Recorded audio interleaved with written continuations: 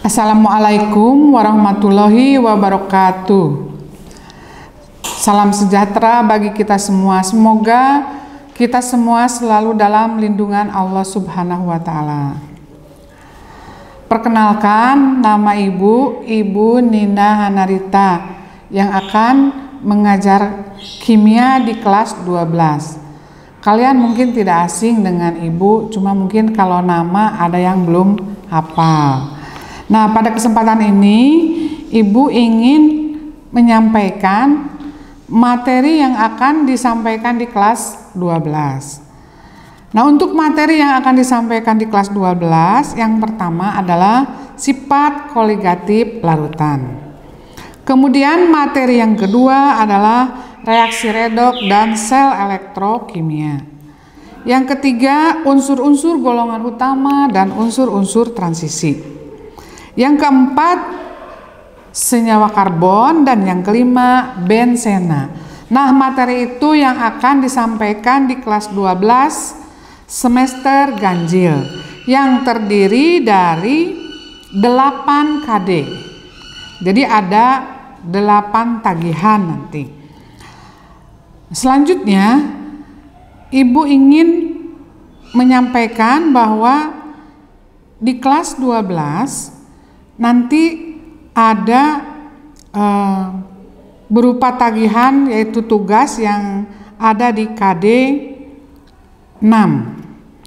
Nah, sebelum ke materi yang pertama, yaitu sifat koligatif larutan, di dalam sifat koligatif larutan itu ada 4 materi yang akan dibahas. Yang pertama, penurunan tekanan uap jenuh.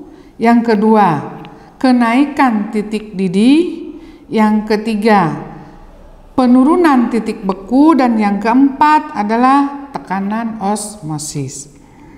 Nah, sifat koligatif larutan, anak-anakku mungkin tahu, di kelas 10 kalian pernah mempelajari larutan, yaitu ada larutan elektrolit dan ada larutan non-elektrolit. Nah, mohon untuk dipelajari kembali, dilihat kembali.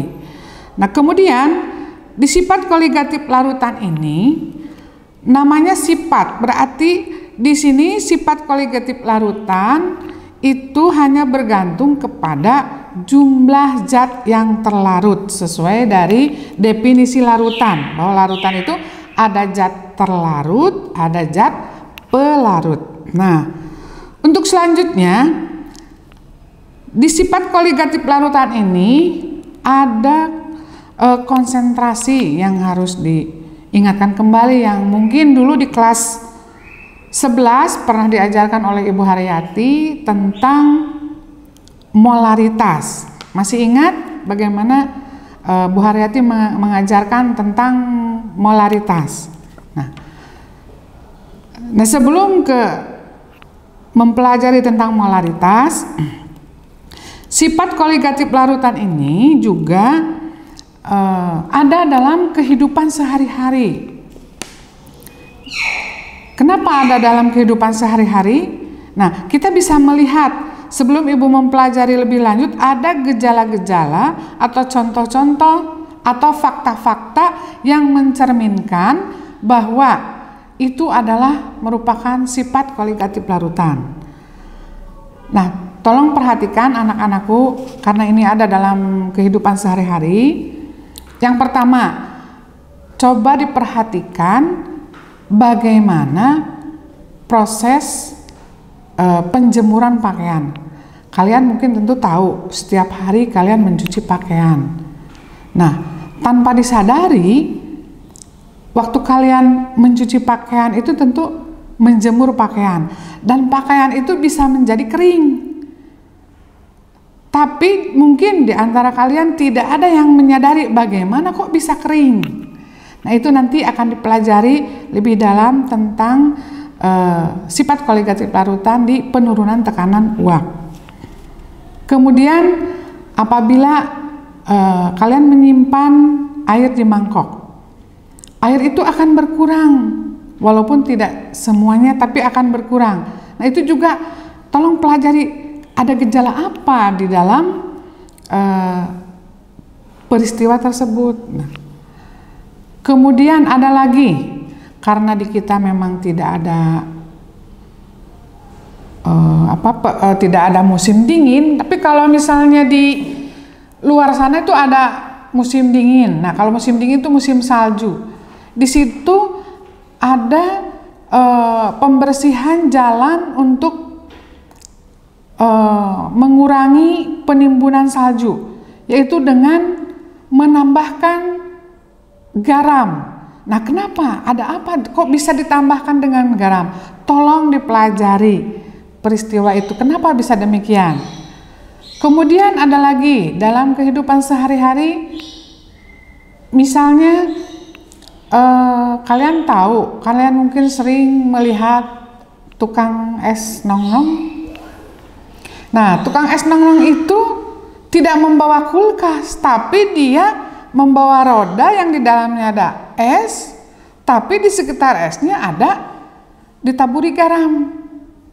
Nah, tolong juga itu diperhatikan agar nanti kita bisa mempelajari sebenarnya sifat koligatif larutan itu ada dalam kehidupan sehari-hari, namun kita tidak jeli kalau itu adalah merupakan sifat koligatif larutan. Nah, untuk selanjutnya, untuk lebih memperdalam lagi materi sifat koligatif larutan ini, Ibu ingin mengingatkan tentang larutan dulu ya. Nah, apa sih larutan itu? Nah, di dalam larutan itu ada zat terlarut, ada zat pelarut. Nah, larutan itu sendiri terdiri dari zat terlarut itu sendiri adalah menentukan, kalau ada zat terlarut berarti menentukan konsentrasi. Nah, kalau ada konsentrasi berarti itu di situ akan menentukan sifat koligatif larutan. Nah, kemudian kalau sifat koligatif larutannya itu juga ditentukan oleh penurunan tekanan uap, kenaikan titik didih, penurunan titik beku, dan tekanan osmosis. Nah, di konsentrasi ada 3 yang akan dipelajari, yaitu molaritas, molalitas, dan praksimol. Ibu tahu mungkin kalau molaritas masih ingat karena di kelas 11 sudah, cuma kuncinya untuk mempelajari konsentrasi ini dasarnya adalah konsep mol. Masih ingat konsep mol di kelas 10?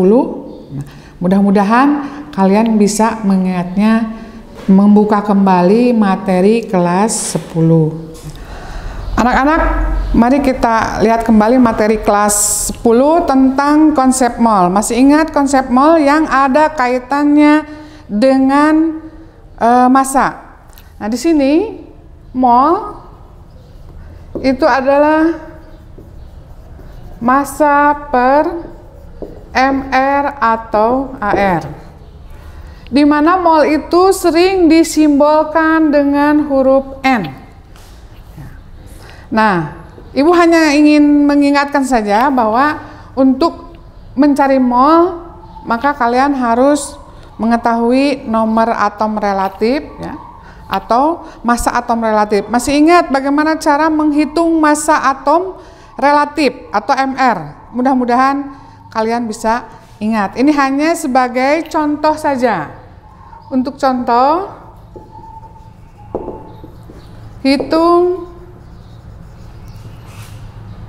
hitunglah mol dari 2 gram NaOH. Nah, untuk mengetahui mol dari 2 gram NaOH itu kita harus mengetahui AR dari Na itu 23, kemudian AR dari O 16, dan AR dari H sama dengan 1. Maka kebetulan yang ditanyakan ini adalah suatu senyawa, maka kalian harus menghitung MR. Maka di sini kita akan mencari MR dari NaOH adalah penjumlahan dari AR. Kemudian di sini AR-nya adalah 23, ditambah O-nya adalah 16, dan ditambah H-nya 1. Jumlah seluruhnya 40. Maka kita bisa mengetahui MR dari NaOH adalah 40. Selanjutnya, dengan rumus yang sudah ada di sini, kita akan mencari mol. Maka di sini mol dari NaOH adalah, karena masanya 2 gram, berarti 2 gram dibagi 40. Nah, 40 di sini 40 gram per mol ya di sini.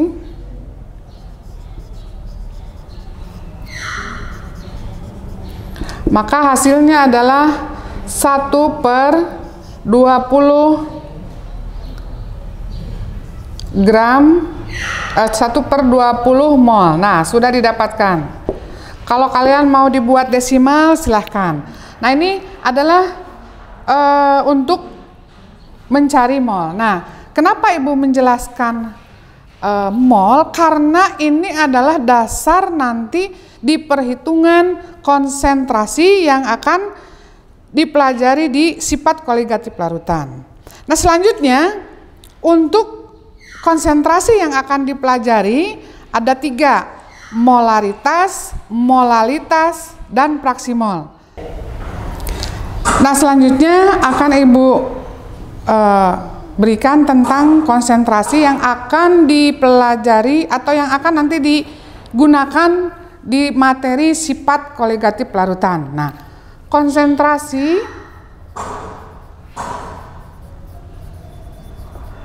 apa sih itu konsentrasi? Nah, konsentrasi di sini adalah banyaknya jumlah zat yang terlarut ya di dalam suatu campuran. Nah, untuk konsentrasi yang pertama ada molaritas yang disimbolkan dengan huruf M besar. Nah, ini kalian masih ingat karena materi ini baru saja disampaikan oleh Bu Haryati ada yang masih ingat nggak? Di apa tuh materinya? Mungkin di materi asam basa ya. Nah, molaritas itu sendiri memiliki rumus, atau molaritas itu sendiri adalah banyaknya mol zat yang terlarut dalam 1 liter larutan yang dituliskan dengan M sama dengan N/P, di mana N-nya ini merupakan jumlah mol ya, jumlah mol N-nya, sedangkan V-nya adalah volume.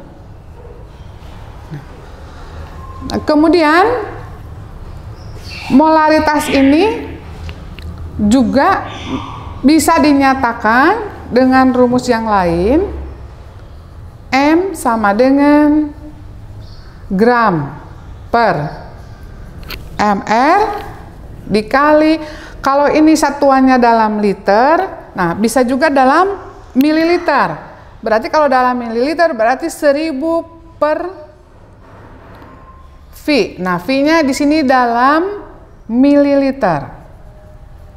Ya, bisa dinyatakan dalam mililiter. Nah, untuk lebih jelasnya Ibu berikan suatu contoh soal ya. Hanya untuk mengingatkan karena ini mungkin di kelas 11 pernah diberikan oleh Bu Haryati ya. Contohnya, hitunglah molaritas larutan ya. Hitunglah molaritas larutan dari 2 gram NaOH dalam 400 mililiter air.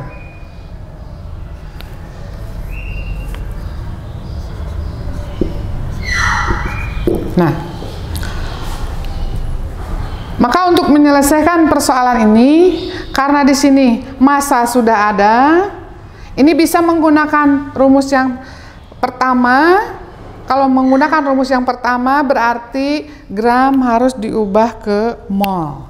Nah, ini diketahui ya, mR NaOH itu 40. Nah, maka di sini kita tinggal mencari N-nya dulu. N itu berarti 2 gram per 40 gram per mol, maka didapatkan 1/20 mol. Atau ini kalau pakai desimal 0,05 mol. Nah, tinggal dimasukkan ke dalam rumus utamanya. M sama dengan 0,05 mol dibagi, karena di sini volumenya 400 ml, berarti kalau dirubah ke liter berarti menjadi 0,4 liter. Maka di sini langsung 0,4 liter. Nah, hasilnya kalian bisa hitung sendiri berapa hasilnya. Ya, nanti kalian bisa cari sendirilah, gitu ya, berapa tinggal dihitung. Nah, itu adalah untuk molaritas. Konsentrasi yang kedua adalah molalitas, yang disimbolkan dengan M kecil. Perhatikan, kalau ini molaritas, maka yang ini molalitas. Awas jangan sampai keliru ya. Nah, kalau tadi molaritas menyatakan dalam volume 1 liter, tapi kalau molalitas dinyatakannya dalam gram, yaitu dalam 1000 gram. Jadi bedanya hanya satuannya saja. Tapi kalau nanti gram ini dirubah ke liter, ya tinggal dikalikan dengan massa jenis, ya, massa jenis air. Nah, untuk rumus molalitas adalah M itu sama dengan gram per mR atau AR dikali 1000 per pelarut. Nah, ini kenapa pelarut? Nah, karena di sini memang kalau di sini volume, ini pelarut karena menggunakan pelarutnya air, ya. Di sini bisa pelarutnya air. Nah, kemudian untuk contohnya, untuk contoh soal dari molalitas ini ya, hitunglah molalitas larutan yang terjadi apabila 20 gram kristal MgSO4 dilarutkan dalam 400 gram air. Nah, dengan diketahui mR MgSO4 120. Kebetulan ini sudah diketahui ya. Nah, kemudian karena di sini 400 gram air, ini diibaratkan massa jenis air itu 1 ya. Jadi sebenarnya 400, kalau massa jenis air 1 diibaratkan 400 gram itu ya hampir sama dengan 400 ml. Kemudian selanjutnya ya tinggal kita masukkan ke dalam rumus, terserah kamu mau pakai yang mana rumusnya. Kalau mau pakai yang ini berarti tinggal memasukkan 2 gram yang diketahui, ini mR. Kemudian kalaupun mau menggunakan rumus yang kedua, rumus ini tinggal kamu mengubah dulu molnya baru dihitung. Nah, untuk penyelesaiannya, untuk hasil molalitasnya yaitu 2 gram dibagi mR-nya 120, kemudian 1000, di sini masanya 400 gram air, sehingga didapatkanlah hasilnya 0,5 molal. Ya, ini untuk satuannya pakai molal nih. Jadi ada perbedaan antara molar dengan molal. Kalau ini pakai gram, kalau tadi pakai volume. Untuk selanjutnya, Ibu akan menjelaskan satu lagi konsentrasi, yaitu tentang praksimol. Nah, selanjutnya konsentrasi yang ketiga adalah praksimol. Nah, untuk praksimol di sini disimbolkan dengan tanda X. Ya. Kalau tadi mol itu N, nah praksimol itu adalah X. Di dalam praksimol itu ada dua komponen. Yang pertama ada zat terlarut. Yang kedua ada zat pelarut. Nah, Ibu sengaja mengistilahkan terlarut dengan pelarut nanti karena kan di dalam buku petunjuk atau mungkin kamu sering di Google melihat rumusnya agak berbeda, tidak jadi masalah. Tapi tetap yang namanya larutan ada dua komponen itu, ada pelarut dan terlarut. Nah, untuk memudahkan kalian, sengaja Ibu memudahkannya. Kalau untuk yang terlarut, Ibu sering membuatnya dengan ekster. Sedangkan untuk pelarut itu adalah expel. Nah, jadi di sini hanya memudahkan. Mungkin di buku lain ada yang pakai XA, XB. Nah, kenapa kita supaya tahu bahwa, nah kalian juga harus tahu apa bedanya pelarut dengan terlarut. Nah, Ibu ingatkan kembali. Ada yang tahu nggak apa bedanya pelarut dengan terlarut? Karena kalau misalnya tidak tahu yang mana pelarut, yang mana terlarut, akan sulit menentukannya di sini. Tapi Ibu ingin memberikan sedikit gambaran bahwa yang namanya pelarut berarti jumlahnya lebih besar daripada terlarut, ya. Coba kamu perhatikan untuk bisa menggambarkan. Kamu sering membuat teh manis di rumah. Mana yang disebut pelarut, mana yang disebut terlarut. Nah, bisa dilihat. Berarti yang pelarutnya adalah tehnya, air tehnya, dan yang terlarutnya adalah gula. Lihat jumlahnya. Tidak sama jumlahnya. Nah, di situ supaya bisa membedakan. Nah, dalam hal ini di sini di praksimol itu untuk memudahkan saja. Jadi pakai ekster, expel. Nah, ini memiliki rumus. Kita sudah diajarkan tadi dari awal bahwa rumus simbol mol itu adalah disimbolkan dengan N kecil. Maka di sini untuk rumus dari ekster larut itu adalah, Ibu supaya memudahkan saja Ibu mengistilahkannya gini ya. Jadi enter itu apa? N terlarut atau jumlah mol yang terlarut. Enter dibagi enter ditambah NPel. Nah, kemudian untuk X pelarut atau praksimol pelarut. Praksimol pelarut berarti di sini NPel per NPel ditambah enter.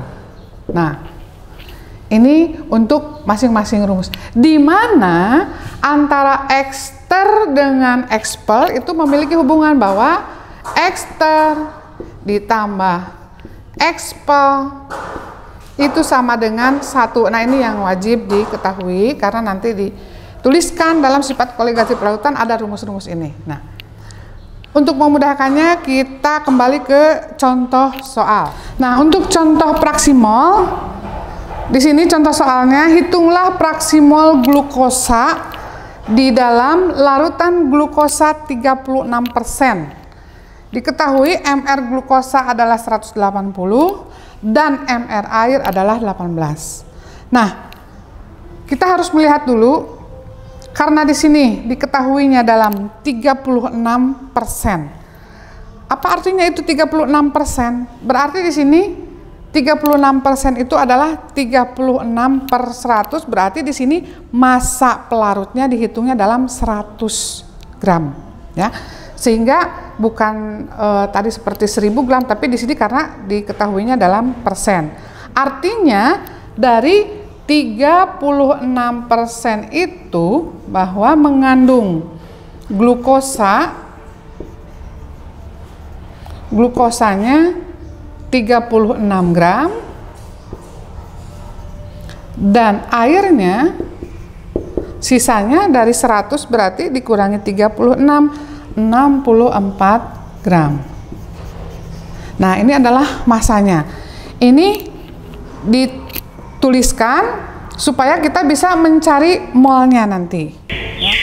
Nah, sekarang kita akan mencari dulu ada fraksi mol terlarut. Boleh fraksi mol terlarut. Berarti di sini kita mencari ester.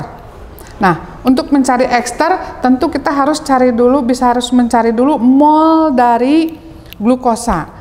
Nah, mol dari glukosa atau N glukosa.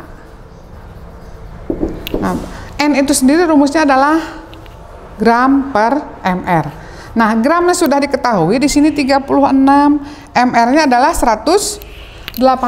Berarti di sini 36 dibagi 180, hasilnya 0,2 mol. Ya, 0,2 mol. Selanjutnya kita akan mencari N air atau disebut mungkin di sini NPL nantinya ya. Jadi ini boleh dituliskan enter nantinya untuk memudahkan. Nah, sekarang kita NPL. Nah, untuk NPL berarti di sini menggunakan N air. Nah, air di sini masanya 64. 64 berarti itu masanya dibagi dengan mr air 18. Maka dihasilkan kurang lebih ini ya 3,56 mol. Nah, kalau kita sudah mengetahui mol pelarut dan mol terlarut, maka kalau untuk mencari fraksi mol glukosa, karena di sini yang diminta glukosa, berarti di sini glukosa itu sebagai enter, maka berarti di sini pakai ester. Ester itu sama dengan, itu ada rumusnya, enter per enter plus NPL. Atau masukkan di sini molnya, di sini adalah 0,2 per 0,2 plus 3,56. Maka didapatkanlah hasilnya 0,053. Nah, ini.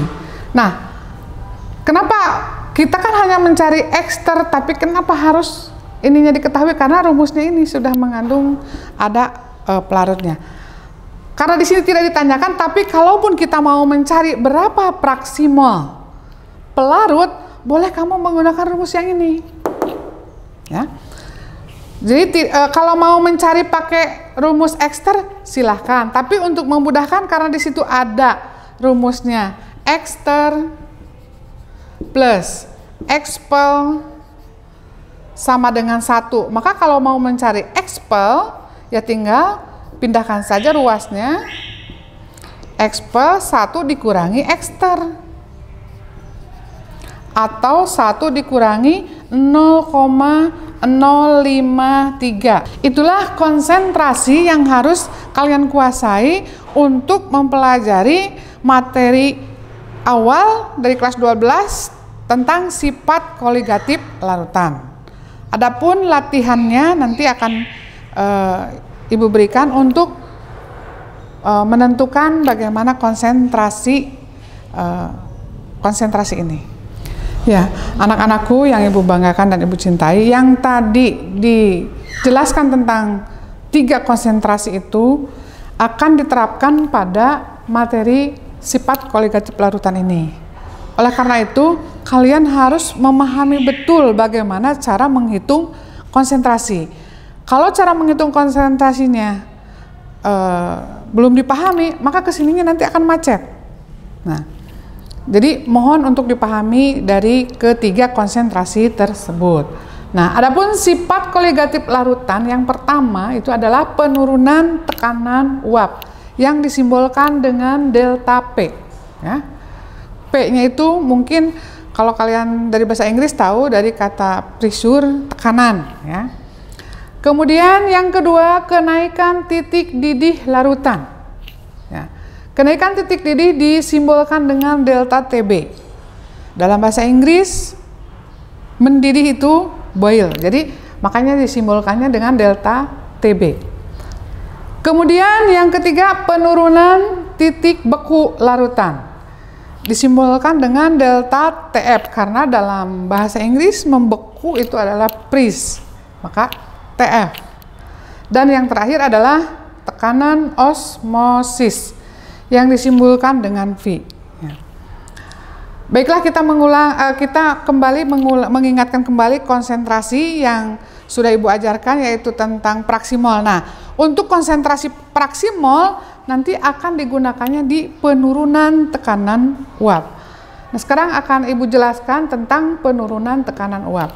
Di awal Ibu sudah menjelaskan tentang bagaimana di alam terjadi proses kondensasi, kemudian penjemuran pakaian. Kenapa pakaian itu kalau dijemur bisa kering? Nah, padahal kan pakaian itu asalnya basah. Berarti di sini kita bisa melihat karena tekanan. Jadi kalau kalian perhatikan volume air yang ada di pakaian yang basah itu dijemur mendapat tekanan dari sinar matahari. Dengan mendapat tekanan dari sinar matahari tersebut, otomatis yang wujudnya cair akan berubah menjadi gas sehingga menguap. Itulah pakaian kenapa bisa menjadi kering. Begitu pula dengan yang di awal Ibu pernah menjelaskan bagaimana air yang di mangkok itu bisa berkurang volumenya tanpa kita sadari bahwa di situ ada penguapan air.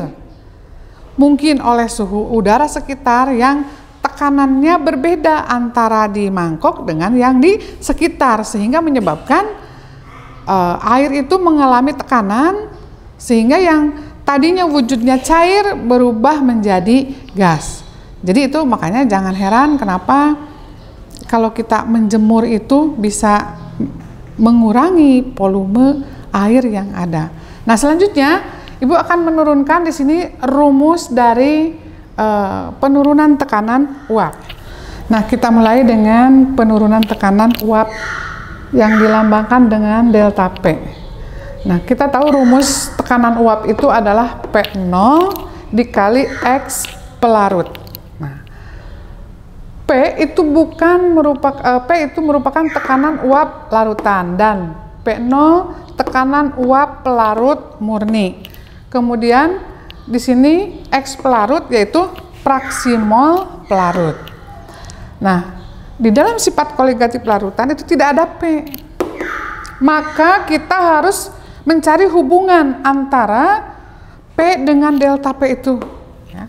Untuk mendapatkan hubungan itu, maka kita tahu bahwa yang namanya perubahan itu selalu awal dikurangi yang akhir. Maka di sini penurunan tekanan uap itu adalah tekanan awal dikurangi tekanan akhir. Nah, jadi delta P sama dengan P0 dikurang P.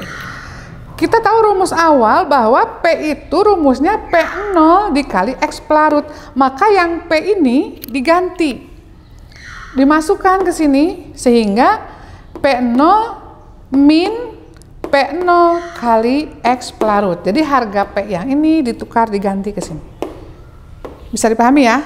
Nah, jadi P ini dirubah ke sini masuk. Kemudian P0 min P0 X pelarut disederhanakan menjadi delta P sama dengan P0 1 min X pelarut. Bisa dipahami nggak nih? Nih ya. Jadi di sini karena ini P0 min P di sini disederhanakan, karena ini kalau dikembalikan lagi ya 1 kali P0 P0 1 kali ini kembali lagi ke sini rumusnya. Kita tahu dari awal yang konsentrasi, masih ingat konsentrasi praksimol, ada rumus ini. Ekster ditambah expel sama dengan 1 atau ekster sama dengan 1 dikurang expel. Nah, karena ini sudah miripkan ke sini, nah berarti 1 min X pelarut itu ya sama dengan ekster. Sehingga rumus akhir penurunan tekanan uap adalah tekanan uap awal atau tekanan uap pelarut murni dikali praksimol terlarut. Yang harus kalian pahami bahwa ada 3 rumusan yang harus pahami ada delta P sama dengan P0 kali X terlarut, ya. Ada juga delta P, P0 dikurang P, dan ada rumus P sama dengan P0 dikali X pelarut. Nah, ada 3 rumusan itu. Untuk lebih memahami lagi, akan Ibu berikan contoh soalnya sebagai berikut. Nah, untuk contoh soal dari penurunan tekanan uap, di sini sebanyak 3 gram urea dilarutkan ke dalam 180 gram air pada suhu 20 derajat Celcius. Jika tekanan uap air murni pada suhu tersebut 17 mm Hg. Ini adalah satuan dari tekanan. Ibu ingatkan kembali bahwa satuan tekanan itu bisa atmosfer, bisa milimeter Hg, bisa sentimeter Hg. Kebetulan di sini pakainya milimeter Hg. Nah, dan MR urea adalah 60. Maka tentukan tekanan uap larutan atau simbolnya yang P dan penurunan tekanan uap atau delta P. Nah, kita sudah mempelajari bagaimana di dalam konsentrasi praksimol. Nah, di sini kita sekarang mau menerapkan konsentrasi praksimol.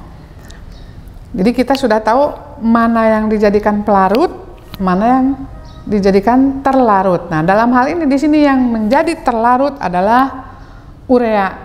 Ya. Nah, untuk penyelesaiannya kita akan mencari mol urea dulu. Ya. Kita akan mencari mol urea, atau mol urea ini kita pernah bahas karena urea ini terlarut, berarti di sini sama juga dengan enter.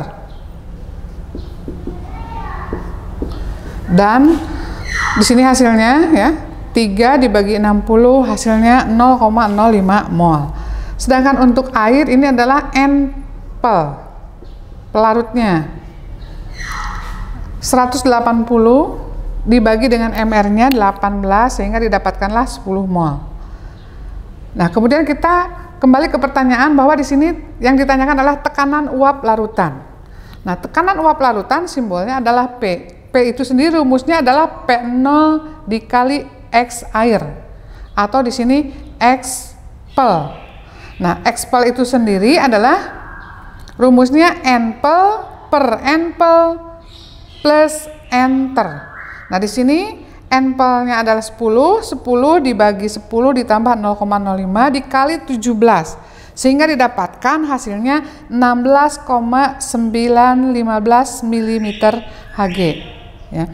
Nah, ini adalah untuk tekanan uap larutan. Selanjutnya yang ditanyakan yang kedua, pertanyaan yang kedua adalah penurunan tekanan uap yang disimbolkan dengan delta P. Kalian boleh menggunakan rumus delta P karena kebetulan di sini sudah diketahui pelarut murninya 17 sehingga bisa menggunakan rumus delta P sama dengan P0 dikurang P, ya. Ya tidak usah mencari yang rumit lagi karena kan tadi ada 2 rumus di sini ya. Bisa juga delta P kali X per. Tapi ini lebih mudah karena ini sudah diketahui. Sehingga tinggal dimasukkan saja P0-nya 17 dikurangi 16,915 sehingga didapatkan untuk penurunan tekanan uapnya adalah 0,085 mm Hg. Nah, itulah tentang penurunan tekanan uap. Nanti di pertemuan selanjutnya akan Ibu coba untuk menjelaskan tentang kenaikan titik didih, penurunan titik beku, dan tekanan osmotik. Nah, untuk lebih memperdalam lagi tentang penurunan tekanan uap, di sini coba kalian coba untuk bisa menyelesaikan ini soal, ya.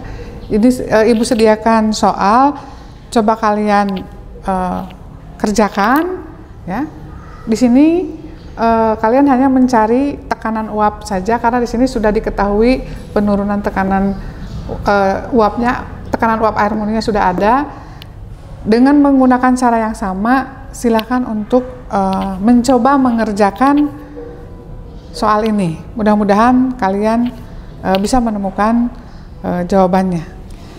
Demikianlah anak-anakku sekalian, materi tentang sifat koligatif larutan, yang dalam hal ini yang baru Ibu sampaikan adalah sifat yang pertama, yaitu penurunan tekanan uap. Mudah-mudahan apa yang telah Ibu sampaikan bisa dipahami, dan tadi Ibu telah memberikan suatu latihan, mudah-mudahan kalian juga bisa mengerjakannya, dan Ibu harap kalian tetap memperhatikan materi kelas 10 dan kelas 11 ya, karena ada kaitannya. Seandainya kalian merasa ada yang kurang paham, kalian bisa memberi komentar di video ini. Mudah-mudahan Ibu bisa memberikan penjelasan sejelas-jelasnya. Demikianlah materi yang bisa Ibu sampaikan. Sampai jumpa di materi sifat koligatif larutan yang berikutnya. Assalamualaikum warahmatullahi wabarakatuh.